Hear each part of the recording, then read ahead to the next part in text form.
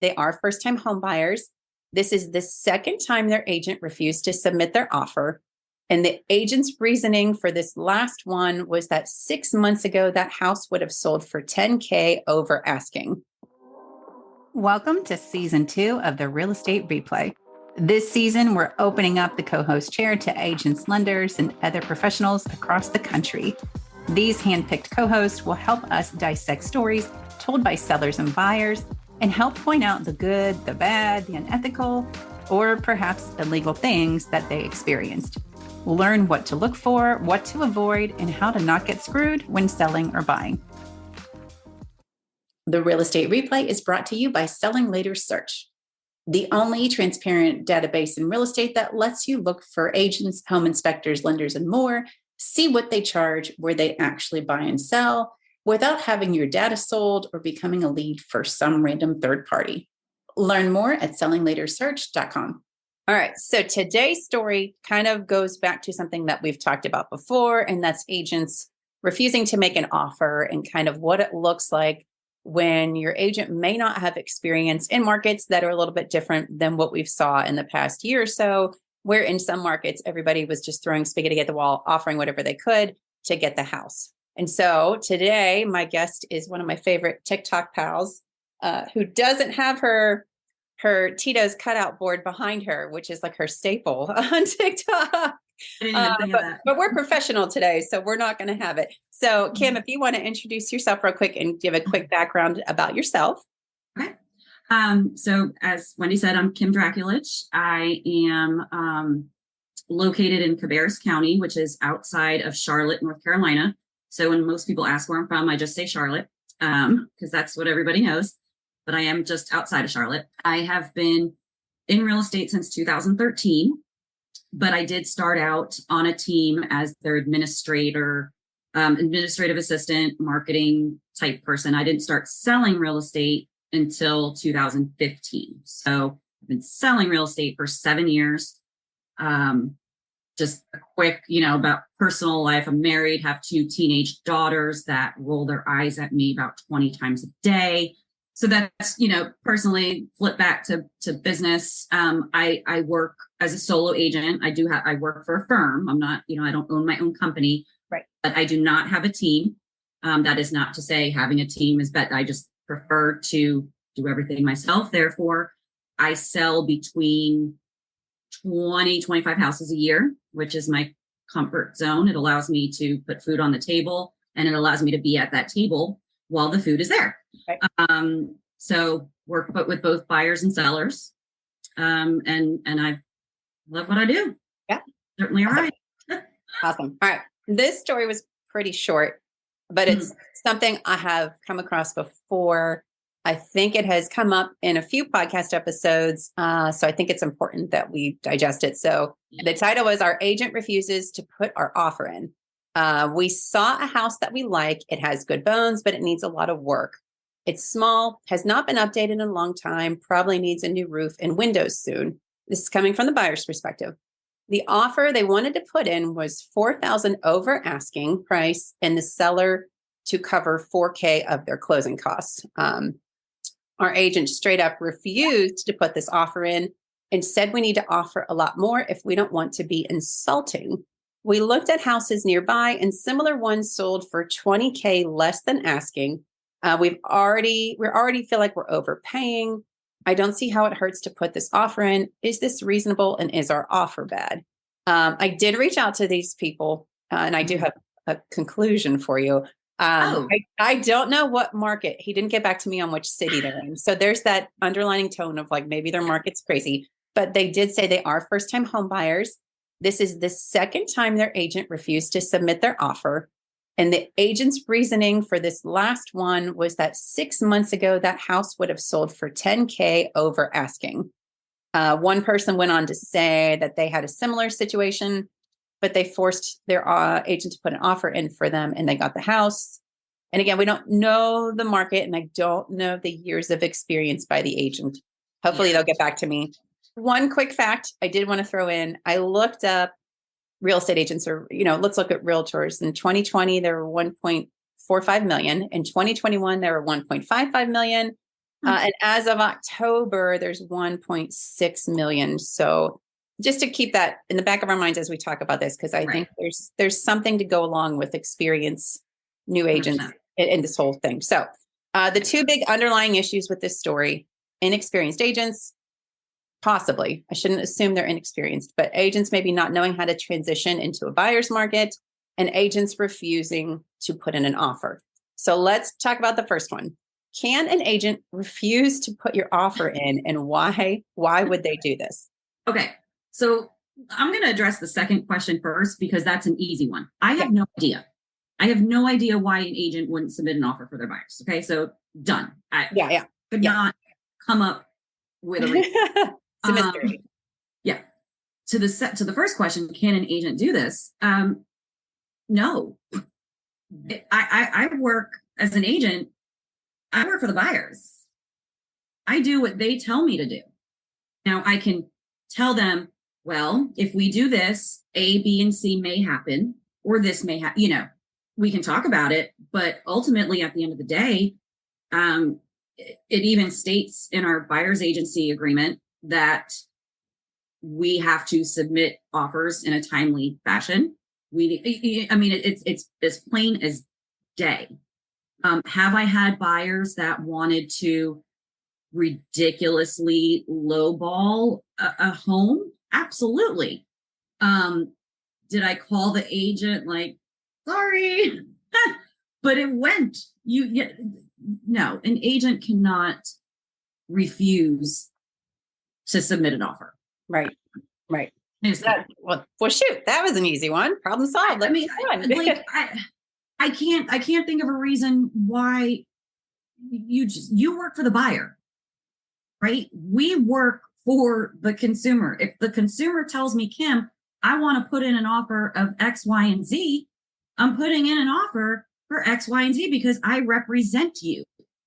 It's a mystery. Oh, so what should a buyer do in this position if their agent's refusing to put an offer? And I think there's two different things here.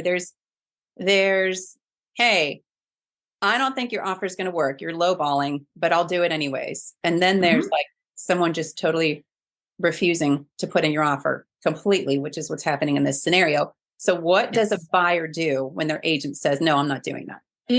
If your agent works for a firm, right? If they don't own their own company, they're not the one in charge, so to speak. We have someone in charge. In North Carolina, we call them the broker in charge. Right. In North Carolina, we actually are brokers. I am right. Which I find that fascinating. I always get that because, like in my state, it's either like you're a real estate agent or you're a broker, right? Yeah. But in your state, you're a broker or you're the broker in charge, correct? Yes. Okay. Yes. And there's also agents and realtor, it all, but right. We're just called brokers. Some states are called a salesperson or something like that, I think. Either way, my first phone call would be to the broker in charge. So who that agent works for. Correct. Because at the end of the day, you want to try to resolve what's going on. You don't want to lose that house, right? So if you just flat out leave and, then you got to find someone else, yada, yada, yada. So I would absolutely positively reach out to the broker in charge, whoever is running that firm, and explain what is happening. Hopefully, maybe they could, get you a better match or whatever. But that would be my first suggestion. Right. I think it's important too. I think just from watching consumers sharing these stories, a lot of them don't report anything or don't say anything. So then, right. And so then it just continues. Like, who knows how many times this agent has maybe cycled through this. But if nobody reports it, then nobody knows. And it just continues. And a lot of consumers don't know that the commission, the real estate commission for every state, like the North Carolina Real Estate Commission, they are looking out for the consumers. It's not for us. It's, you know what I mean? Like, they can absolutely report it to the Real Estate Commission. People need to be held accountable. Right. Absolutely. Okay. So the second issue, and I am assuming this person maybe as a newer agent, they have not gotten back to me on how they found them. I also have a good guess as to how they found them, but I cannot make assumptions, so we will not go there. We will not go there. But I think that there's an underlining issue of, the number of real estate agents has been increasing over the years, which it always does. And there's a cycle, right? People drop out, people join. But I think it's been a long time since we've been in a market such as the one that we currently just came out of, with things shifting and this agent telling them 6 months ago that house sold for 10K over asking it doesn't even apply. It's not the same thing. And so you have to wonder, does this agent have experience in markets where the seller's not holding all the cards? Do you see this in your market with newer agents, or people not knowing how to shift into the negotiation market, when things change? Yeah. I actually have a story. Ooh, I love stories. I love describe this perfectly. Right. Because I dealt with an inexperienced listing agent and buyer's agent, believe it or not, all in one home. Oh, wow. Okay. So let me explain. I'm not going to go into too much detail. Yeah, I gotcha. I have to put a little disclaimer out there. I am in no way, shape, or form putting other agents down. Right. It's just you're just sharing what happened. That's all. One of my most recent listings came from someone who fired their previous listing agent only after 2 weeks being on the market. Wow. Okay. Yeah. There were a couple other little things I'm not even going to get to, but the main issue was they couldn't understand why their home wasn't under contract in 2 weeks. Now, mind you, this is September. Okay. So that is not abnormal whatsoever. Right. Our listing agent has been licensed for less than a year. And the listing appointment, basically, it sounded like it was a listing appointment back in April. Came over, basically said, we'll price it here, which those were April prices. He said, we'll list it on a Thursday. We'll get multiple offers. You'll be under contract by Sunday. That was the listing appointment. So clearly not even strategy ending what is happening. But it also encouraged them. They were moving out of state. They put a nice deposit down on a house contingent on and it had to close by a certain time. So they got fed up. I come in, I immediately show them what is happening in the market. I felt bad, but I said, you guys got really poor advice. This is where we need to be. Gave them a couple tweaks here and there when it came to staging, because that is now a thing again. Right. Either way, we get it on the market, and it was about 7 days, and we get an offer. So we've got the inexperienced previous listing agent, right? Now here comes an inexperienced buyer's agent. It's on the market. I think it was 10 days. It was day 10. And did you have to change the price? What's that? We did. Okay. So the buyer's agent calls me, kudos to him, asks me if I have any offers. And I thought that was a strange question.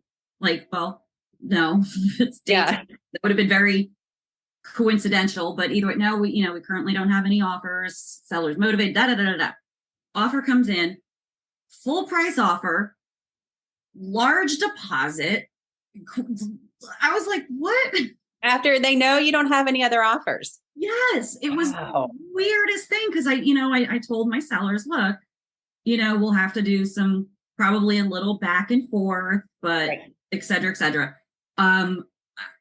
It was just very strange. And even the conversation, we were having, like, oh yeah, I know this market is just so crazy, right? I'm rolling with the flow, like, right? Yeah. Boy, you better bring a lot of money. Yeah. So I chose my words carefully. Right. Because you represent the seller, right? Yeah. Anytime I talk to an agent or an offer comes in, I'm looking that agent up. Right. Just to see. Well, you got to know who you're working with too, right? Correct. Yeah.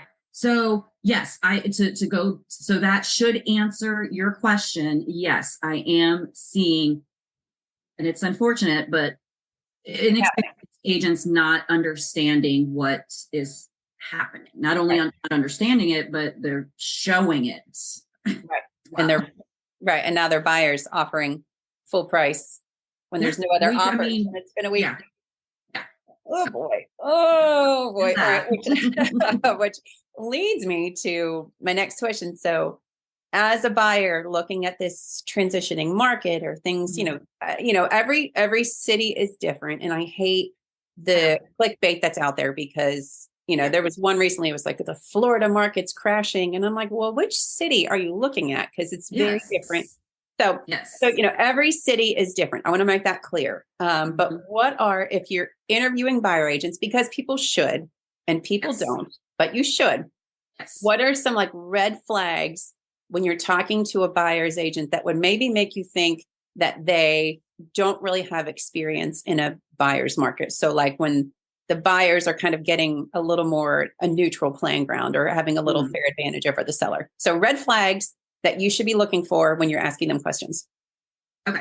So one thing, especially first-time home buyers, like the story was about first-time home buyers. So maybe, I'll stick with that. But if an agent, if you call me up and say, hey, we're in the market for a house, or, we found a house, whatever, I'm not showing you anything until I understand, or I know that you understand everything involved in the process. I think a big red flag for new agents is they're just so ready to jump in and show houses. Oh, let me put you on a 3-bed, 2-bath house. Okay. Here's your emails. Yeah. Let me input this and I'm going to send you the emails. First of all, I'm sorry, there's enough third-party websites around. I think that is one of the most useless tools we have, right? Anybody, they're looking at houses more than we are for them. So I'd say one red flag is that they're just you have no idea what you're getting yourself into before you actually look at houses. An experienced agent is going to ask all the questions. They are going to make sure you feel comfortable with, what the contract is, what deposits are, what we're seeing there, all that stuff before you look at a house. So to summarize, one red flag would be just too eager to jump into showing houses. Right. With zero explanation or questions or understanding. I think that's a big one. Agreed. It almost would be a good question to ask as a buyer. Like, tell me about your past couple buyer clients. Like, what did they offer on? How did it go? What was your strategy? Because I don't think normally I would think to ask that, but in this market, I kind of want to know, like, how do you get your buyers in a home? Yes. Buyers should ask all of the questions. They should ask, first of all, if you're a buyer looking in a certain area, like a certain town, ask them what they sell in that, like their stats. I know a lot of agents don't agree with the whole statistics because it doesn't show everything, but come on, because real estate, and you kind of hit on this before, real estate is so local. I've had past clients reach out to me wanting to buy a house in a different area. And I have to tell them, like, look, I'd love to work with you again. Just so you know, if you're comfortable with it, then let's go. But I am not as familiar in this town as I am, where I do most of my deals. So I think it's important too, though, when you're searching, and I harp on this all the time, when you're searching online for agents and you're searching by zip code, those first like 5 people usually pay to be there, maybe even more than 5. I don't know what the max is. So like always you can click on their profile and see specifically where they've sold. You absolutely can. And if it's like a team and they sell 200 homes, like I think I'm not against, like I have a personal preference. I would want to work with someone that's a solo agent. That's my personal preference. There's nothing wrong with teams, but I think like you have to meet a team and see like who's doing what pieces of the puzzle here. Like, who am I going to be working with? And like, what experience do they have? But you're right. Like, if you don't have any experience in the neighborhood and in that market to understand what's going on, not that it's a disadvantage, but like it could be, right? If you don't have knowledge. It could be. Yeah. All right. What about any other red flags from a buyer's side. I have one. If they're comparing numbers, like in this story, that are not current. Oh, yeah. Right? Yeah. Right? Like if they're talking about, hey, these houses are selling quick. Like 5 months ago, this house was 10K over. And like that 5 months ago doesn't apply to anything right now. Absolutely. Yeah, right? absolutely not. Yeah. I guess my red flags were more so towards the beginning. Right. But yes, once you're actively looking at houses, if your agent isn't bringing you data to every house, and I still do that, even though if we're looking at 5 houses, I know gosh darn well that they're not going to buy all 5 of them, right? So why do all the all this work, for possibly one house? But I still do. I bring everything with me to showings. I love technology, but I still print everything out, neighborhood data, all that stuff. Because ultimately, at the end of the day, it's the buyer that has to make the decision. It is my job to supply the information to them so they can make an informed decision. Exactly. Yeah. So, I hear sometimes when buyers are like, yeah, my agent just kind of let us walk through the house and they were on a call, which happens, right? That's fine. It happens. But when there's no like conversation other than like, what'd you think? It's like, well, like, what do you like? What's going on in the market? And I guess that ties back to like when you're interviewing them, ask them like, what's the market like right now? Not months ago. And if they can't tell you, then that's probably a red flag that they're not keeping up with what's happening, right? 100%. Gotcha. All right. Moving to a seller side. Red flags, which you pretty much shared in your story, right? Like if they're if you're not getting an honest current snapshot of what's happening in the market, red flag number 1, right? Yes. Okay. I mean, there should be so many things an agent brings with them to a listing appointment. First of all, my listing appointments are usually about 2 hours long. Oh, wow. A lot of times, some of it is, us chatting and whatnot. And, but if your agent isn't bringing not only closed homes in your neighborhood, you need to be seeing what's active, what's under contract, what style houses are going under contract faster, what price, there is so much that goes into pricing a home. It is not just about the past sales. So, if your agent just concentrates on your specific neighborhood, which obviously at the end of the day, comps, they're going to use that. So yes, you need that information, but you also need to look at what other buyers, like if a buyer's going to look at this house, what else are they going to be looking at in the area? So that's one red flag. Gosh, there's a lot of marketing. Oh my gosh, I am so glad we are back to moving towards a normal market. Because these, agents that were licensed in 2020, 2021, 2022, they didn't really need to get asked the question, how are you going to market your home? It was, let's price it to where, and we're going to get 40 offers. You know what I mean? So a seller should always ask the agent, how are you going to create demand for my house? So if their response is, we'll put it on the MLS, like that's your red flag, right? Like that's. Yeah. Oh, well, put it on I think people should know that. I can't think of the saying, but there is a saying, like, you don't just place in the MLS, put the sign out, and then pray. It's like the 3 P's or something like that. Now there's a lot that, goes into it. So. Okay.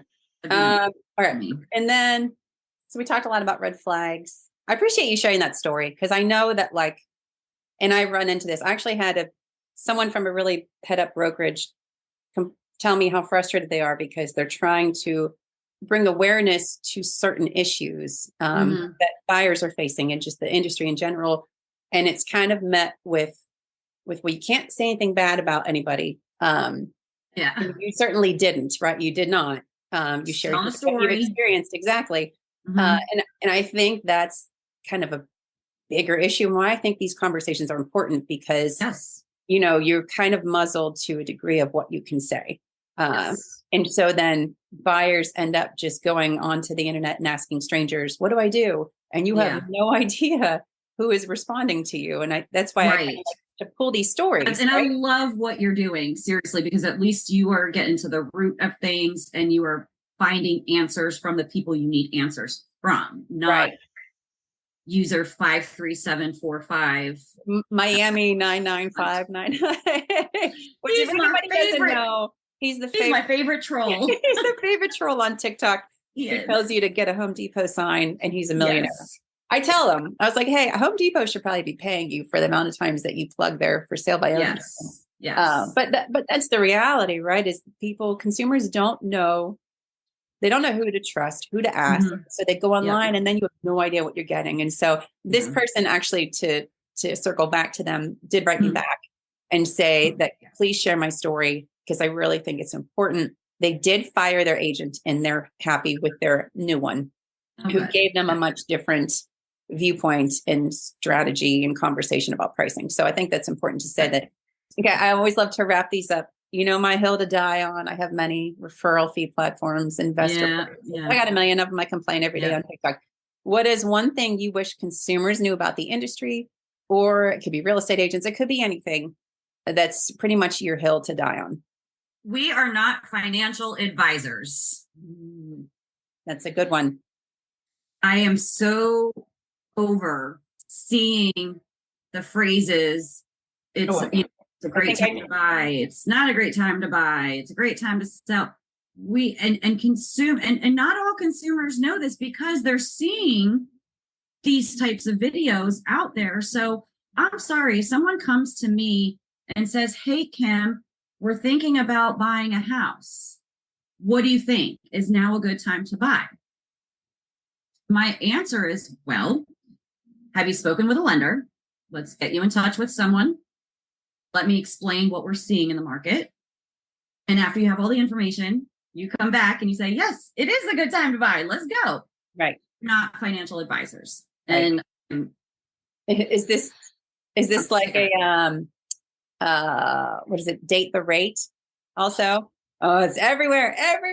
I'm like, why? I did a silly little, TikTok basically saying, I'll have to go find it. Stop saying date the rate, marry the house or whatever.